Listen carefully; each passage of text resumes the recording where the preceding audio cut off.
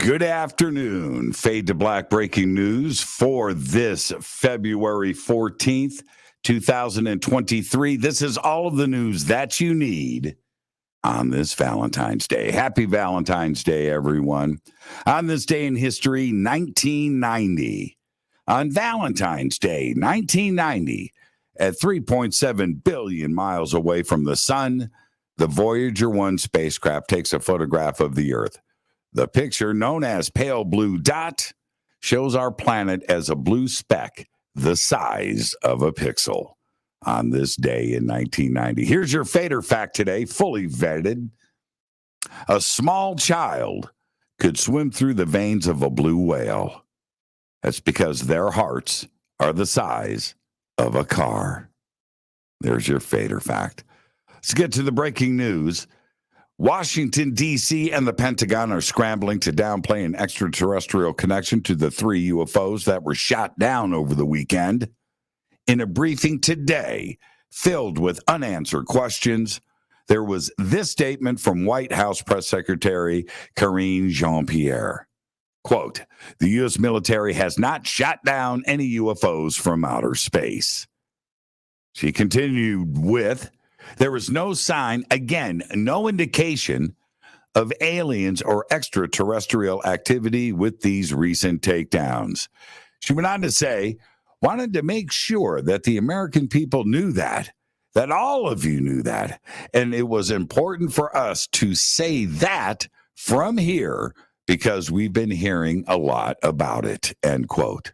Now, following the unprecedented move by the president to shoot down 4 objects in the course of roughly a week, starting with a Chinese spy balloon earlier this month, White House officials have been besieged by a torrent of incoming questions about those objects and what had prompted Biden and his top military brass to take them down. Here we go. A determination was made that even in the absence of much concrete information that could be shared with the public about the 3 recently downed objects, it would be prudent to publicly rule out as quickly as possible the possibility of extraterrestrial activity. But here we go. We've got missiles flying over North America, shooting stuff down.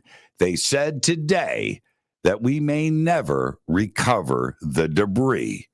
So we're using missiles to shoot stuff down, and they don't know what it is, and they're not going to recover the stuff?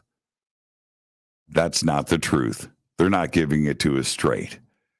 National Security Council spokesman John Kirby said today, quote, they could be just balloons tied to some commercial or benign purpose, end quote. But now we're suddenly shooting them down with missiles. And right now, as I speak to you live, China says it is preparing to shoot down its own unidentified flying object. That the mysterious flying object was spotted on Sunday off the coast of the city of Rizhao in Shandong province between Shanghai and Beijing. China announced today that American capitalist pigs got too many clicks and made a ton of dosh off of their balloon.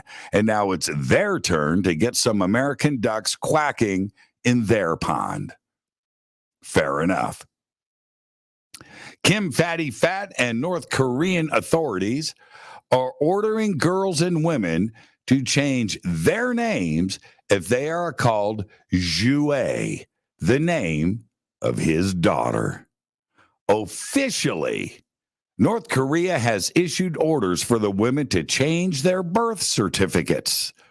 The Ministry of Security and the Ministry of Safety have summoned all women registered with the Resident Registration Department under the name Joe to the Ministry of Safety to change their names directly on their birth certificates. Some stuff you just can't make up. A dramatic fireball lit up European skies just after its discovery in space. Christian Sarneski spotted the small asteroid at Konkoly Observatory Station, located 60 miles northeast of Budapest, and he did it with a 2-foot telescope. I've got a 2-foot telescope. The information was passed along to the European Space Agency hours before it fell into the atmosphere at around 10 p.m. Eastern Time on Sunday, February 12th. This was only the 7th time in history something like this has occurred. Now, for the second time in 2 months, a Russian spacecraft docked at the International Space Station has sprung a leak. The mission controllers in Moscow have noticed a depressurization in the robotic Progress 82 cargo craft. Russia's Federal Space Agency Roscosmos announced on Saturday, February 11th. The depressurization occurred in the Progress vehicle's coolant system. Progress 82 arrived on the ISS at October 28, 2022, and was scheduled to depart in 3 days on February 17th. It's unclear if the freighter will still leave on that date or if the mission controllers will keep it around longer than originally planned to continue the leak investigation. There you go. Busy news day on Valentine's Day, February 14th, 2023. This is Fade to Black Breaking News. Breaking News is produced by Renee Newman. I'm Jimmy Church. Go Backley Tappy.